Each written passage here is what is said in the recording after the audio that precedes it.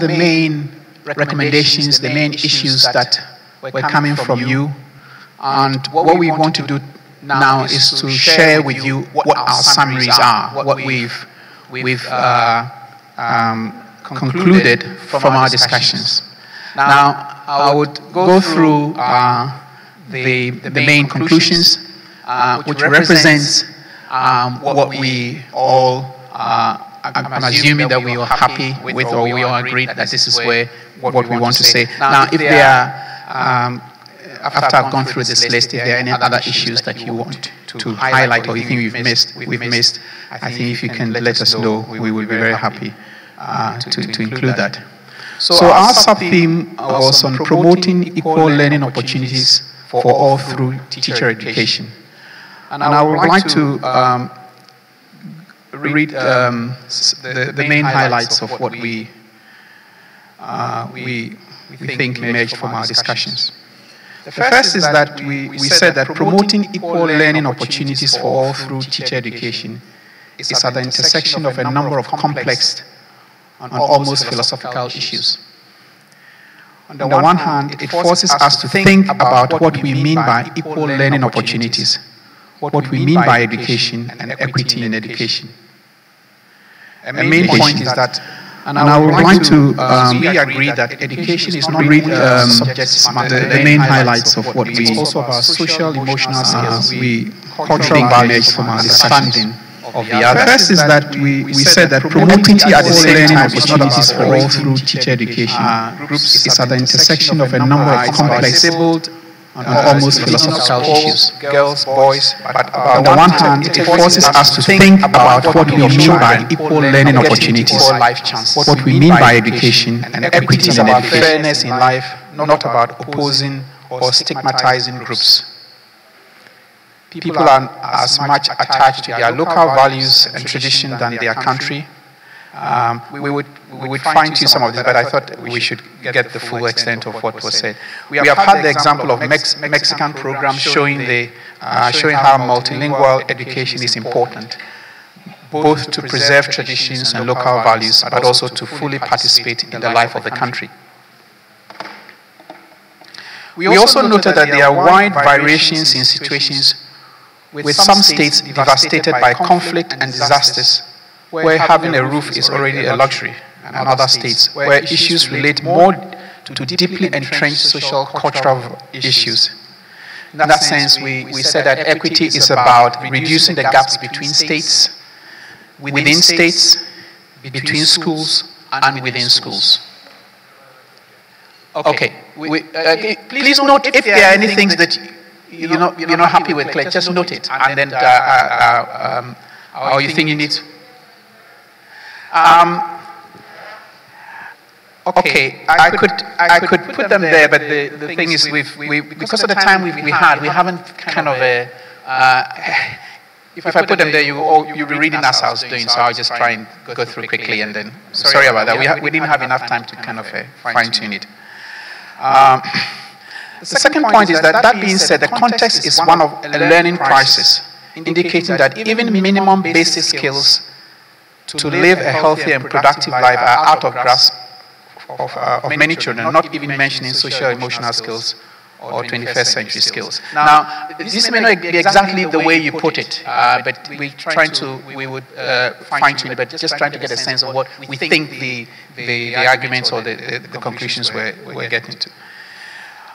This is what teachers and countries have to face. At the same time, there are substantial shortages of trained and educated teachers, with critical gaps associated with the most vulnerable: Sub-Saharan Africa, the poorest, rural and remote areas, indigenous, children with disabilities, girls, boys, and conflict-affected areas.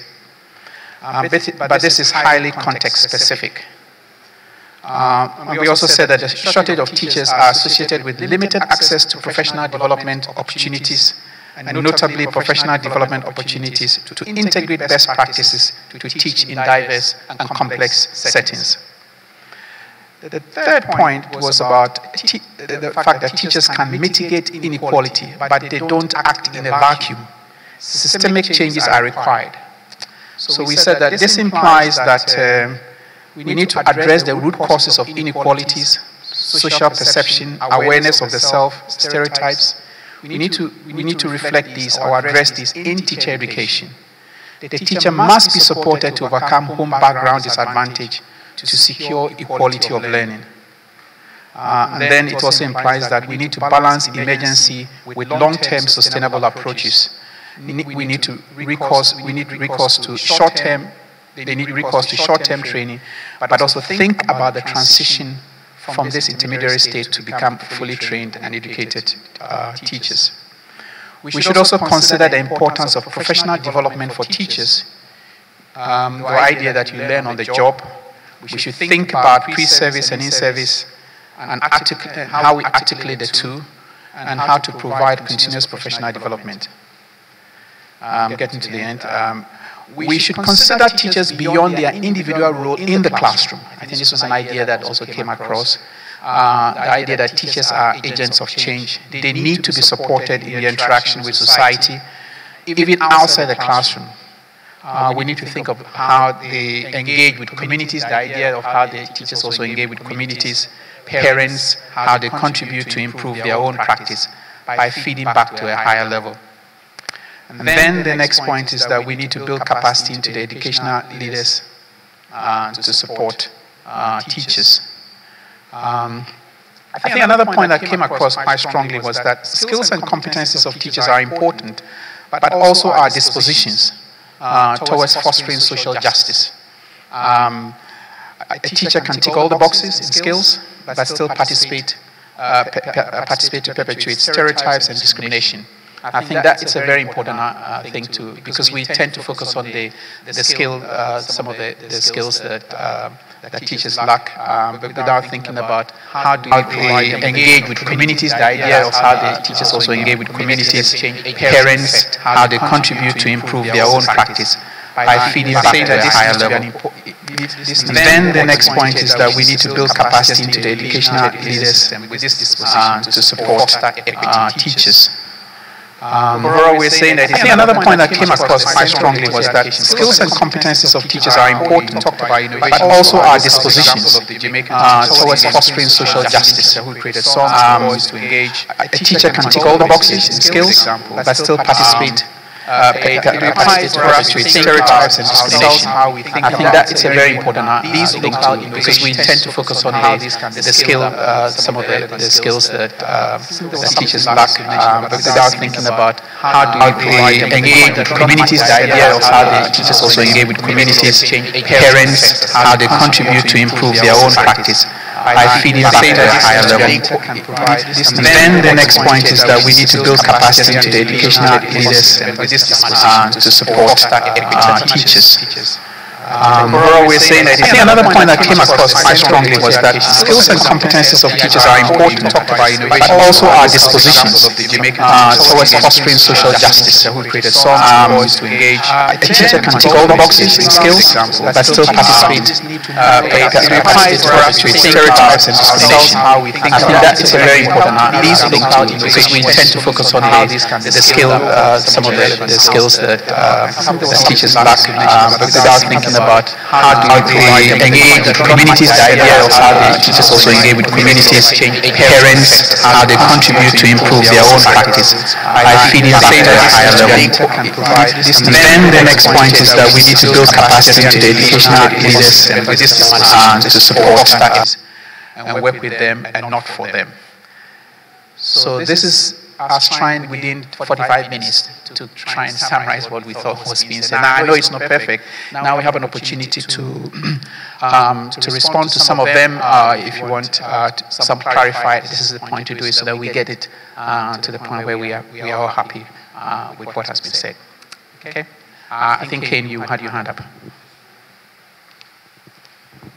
Just very briefly, because I agree with all of that, except the one point that I don't like the idea that it should be an aim to reduce gaps. I mean, if gaps are reduced, that's often a good thing, but sometimes the easiest way to reduce gaps, let's take the example of Jamaica, would be to not put a huge amount of resource into girls' education and focus on boys. That way you would narrow the gap, but that would be unfair to girls, because girls should still expect to have improvements alongside those that are going on with inputs into boys' education. So you could improve both groups without narrowing the gap, and that would still be a good thing. So I think it's more important to improve the outcomes of disadvantaged pupils than to narrow the gaps. Is that?